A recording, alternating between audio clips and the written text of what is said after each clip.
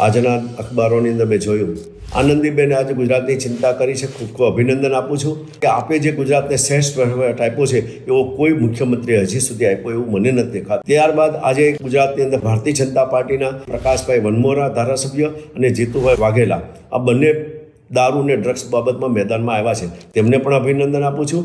ચૂંટાયેલા પ્રતિનિધિને અવાજ ઉઠાવવો જ જોઈએ. જો કોઈ ચૂંટાયેલો પ્રતિનિધિ એમપી હોય એમએલએ હોય એ રાજ્યના હિતમાં જો એ અવાજ ન ઉઠાવે તો કોણ ઉઠાવે?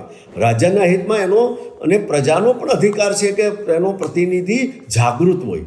દારૂ ડ્રગ્સ બાબતમાં ચોરી લૂંટ ધાડ ખૂનકેસ બળાત્કાર બાબતની અંદર જાગૃત રહી અને પ્રજાની જાન માલ મિલકતની રક્ષણ કરવાની જવાબદારી સરકારની હોય ત્યારે આ ધારાસભ્યોએ પણ બોલવું જોઈએ. તે જે ધારાસભ્ય આજે બોલ્યા છે એમને અભિનંદન આપું છું.